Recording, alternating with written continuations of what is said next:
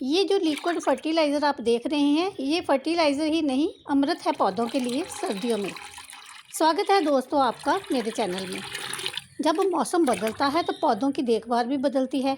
सर्दियों में बगिया खिली खिली रहे, इसके लिए हमें क्या करना चाहिए यही मैं आपको बताऊंगी। जैसे मौसम अनुसार हमारा खान पान बदलता है, वैसे ही पौधों की देखभाल का तरीका भी बदल जाता है। आज मैं आपको ये फर्टिलाइज़र बनाना बताऊंगी जिससे हमारे पौधे पाले में कड़कड़ाती ठंड में भी अंदर से स्वस्थ रहें।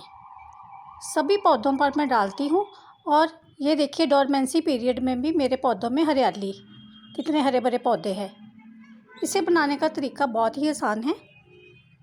हमें चाहिए कोई भी पुरानी बाल्टी, डिब्बा या पॉट। मेरे पास ये बाल्टी है तो मैं इसी में ही बनाऊँगी। मैं इसमें 5 लीटर के करीब पानी डाल रही हूँ। अगर आपने ज़्यादा कम बनानी है तो उस रेशो में ही आप बना सकते हो। इसमें 5 लीटर पानी में मैं डाल रही हूँ 2 मुट्ठी गोबर खाद। गोबर खाद अवेलेबल नहीं है तो वर्मी कंपोस्ट भी हम दे सकते हैं। दोस्तों, क्या आप जानते हैं कि सर्दियों में गोबर खाद पौधों के लिए बेस्ट होती है। गोबर खाद से मिट्टी में ऐसे जीवाणुओं की संख्या बढ़ती है जो पौधों की ग्रोथ को बढ़ाते हैं, और गोबर खाद से मिट्टी में हवा और जल का संचार भी होता है, और जब पौधों को हम पानी देते हैं तो वो जड़ों तक आसानी से पहुंचता है, जिससे जड़ों की भी ग्रोथ होती है और नेचुरली पौधे की भी ग्रोथ होती है। गोबर खाद न्यूट्रिशन से भरपूर होती है। इसमें नाइट्रोजन, फॉस्फेट, पोटाश, गंधक, मैग्नीशियम वगैरह बहुत से तत्व पाए जाते हैं, जिससे मिट्टी की प्रोडक्टिविटी बढ़ती है।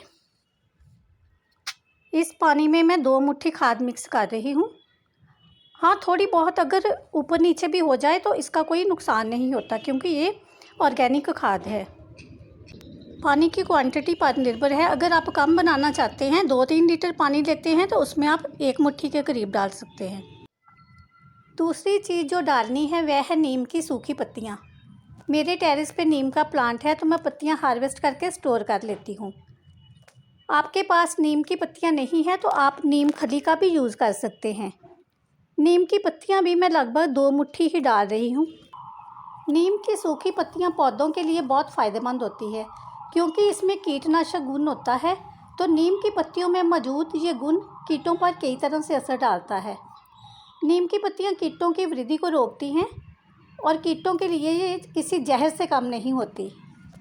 2 मुट्ठी के करीब नीम की पत्तियाँ डालने के बाद हमने जो तीसरी चीज़ डालनी है वो है हल्दी। 5 लीटर पानी में तकरीबन 1 चम्मच हल्दी डालेंगे हम। हल्दी कीटनाशक तो है ही, ये पौधों के लिए एंटी फंगल का काम भी करती है।